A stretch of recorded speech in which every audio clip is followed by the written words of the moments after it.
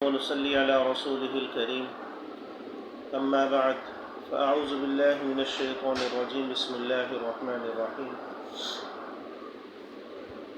گزشتہ درس میں آپ کے سامنے سورۃ الفاتحہ کی پہلی 3 آیات کی درس قرآن بیان کیا گیا۔ آج سورۃ الفاتحہ کی آیت نمبر 4 اور 5 کا درس قرآن اور تفسیر آپ کے سامنے بیان کیا جائے گا۔ ایاک نعبد و ایاک نستعین اہدنا الصراط المستقیم۔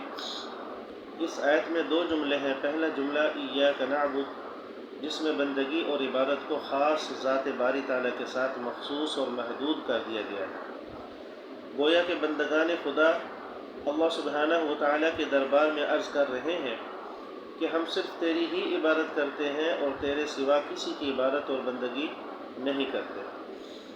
کسی کی نہایت درجہ تعظیم کے لیے دل و جان سے انتہائی اور غائب درجہ کی عاجزی اپنی ارادہ سے اختیار کرنے کا نام عبادت ہے، اور دین کی اصطلاح میں جناب شرع اسلام کی فرما برداری کا نام عبادت ہے۔ قولاً اور عملاً، امر و نواہی میں بھی اگر کوئی کام شریعت مطہرہ کے حکم کے بغیر کیا جائے، اگرچہ وہ عبادت ہی کی شکل کا ہو، تو وہ عبادت نہیں بلکہ گناہ ہے۔ دیکھیے، نماز عبادت میں اعلیٰ درجے کی عبادت ہے، مگر اوقات مکروہ میں یا غصب کی ہوئی زمین میں اس کا پڑھنا گناہ ہے۔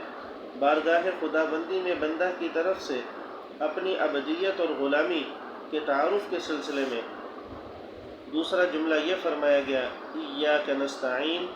یہاں بھی ایاک سے اللہ سبحانہ و تعالیٰ کی ذات گرامی مراد ہے، تو ترجمہ ایاک نستعین کا یہ ہوا کہ ہم تجھ ہی سے مدد چاہتے ہیں اور تیرے سوا کسی سے مدد نہیں چاہتے۔ ایاک نستعین کہہ کر گویا بندہ اللہ رب العزت کے حضور میں یہ اظہار کرتا ہے کہ ہماری حیثیت ایک عاجز اور درماندہ غلام کی سی ہے، جس کا سب کچھ آقا ہی کے لیے ہے اور جس کا سر اطاعت ہر وقت آقا کے لیے جھکا ہوا ہے، اور اطاعت اور بندگی کا یہ کل سرمایہ بھی ہماری قوت اور کوشش کا نتیجہ نہیں، بلکہ یہ بھی آقا ہی کی مدد دی ہوئی توفیق اور مدد کا صدقہ ہے۔ الغرض بندہ ایاک نعبد و ایاک نستعین کہہ کر اپنے مالک، خالق، رازق اور مربی کو خطاب کرتا ہے، تو وہ اللہ سبحانہ و تعالیٰ کو حاضر و ناظر سمجھ کر کہتا ہے کہ اے خداوند قدوس، ہم تیری ذات و صفات کا اقرار کر چکے، اس لیے ہم تیری ہی عبادت، پرستش اور بندگی کرتے ہیں۔ ہمارے ظاہری اعضاء، باطنی، قوی اور جان و مال سے جو پرستش ہو سکتی ہے وہ تیرے ہی لیے مخصوص ہے، اس میں کوئی شرک نہیں۔ ہم تجھ ہی کو سجدہ کرتے ہیں اور تیری ہی تسبیح و تقدیس تمجید کرتے ہیں، تیرے ہی احکامات کی تعمیل کرتے ہیں اور تیرے ہی لیے جانی و مالی قربانی اور زکوٰۃ و خیرات و صدقات دیتے ہیں، جو اس تمام عبادت و بندگی کا سرچشمہ ہے، اور تیری ہی اعانت کے طالب ہیں۔ علامہ ابن کثیر رحمۃ اللہ علیہ نے لکھا ہے کہ پورے دین اور کامل اطاعت کا حاصل یہی 2 چیزیں ہیں جو کہ ایاک نعبد و ایاک نستعین میں اللہ رب العزت نے بیان فرمائی ہے۔ شیخ سفیان ثوری رحمۃ اللہ علیہ، جو ایک مشہور بزرگ ولی اللہ گزرے ہیں، ایک روز مغرب کی نماز کی امامت کر رہے تھے۔ جس وقت کہ ایاک نعبد و ایاک نستعین زبان سے نکلا تو بے ہوش ہو کر گر پڑے۔ جب ہوش میں آئے تو لوگوں نے پوچھا کہ اے شیخ، یہ کیا ہوا تھا؟ تو آپ نے جواب دیا کہ جس وقت ایاک نعبد و ایاک نستعین میں نے کہا، خوف میرے دل پر غالب ہوا کہ کہیں میں اپنے اس کہنے میں جھوٹا نہ قرار دیا جاؤں۔ اسی واسطے بعض علماء نے فرمایا ہے کہ ہر شخص کو اپنے دل میں نادم اور شرمندہ ہونا چاہیے کہ وہ ہر مرتبہ نماز میں اپنے پروردگار کے روبرو کھڑا ہو کر ایاک نعبد و ایاک نستعین کہہ کر جھوٹ تو نہیں بول رہا۔ وہ مخصوص استعانت و امداد جو اللہ سبحانہ و تعالیٰ کے ساتھ ہیں اور غیر اللہ کے لیے شرک ہیں، کون سی ہیں؟ اس کی 2 قسمیں ہیں۔ ایک تو یہ کہ اللہ سبحانہ و تعالیٰ کے سوا کسی فرشتے یا پیغمبر یا ولی یا کسی اور انسان کو خدا تعالیٰ کی طرح قادر مطلق اور مختار مطلق سمجھ کر اس سے اپنی حاجت مانگے۔ یہ تو ایسا کھلا ہوا کفر ہے کہ عام مشرکین، بت پرست بھی اس کو کفر سمجھتے ہیں۔ اپنے بت و دیوتاؤں کو بالکل خدا تعالیٰ کی مثل قرار قادر مطلق اور مختار مطلق یہ کفار بھی نہیں کہتے۔ دوسری قسم وہ ہے جس کو کفار اختیار کرتے ہیں اور قرآن و اسلام اس کو باطل و شرک قرار دیتا ہے۔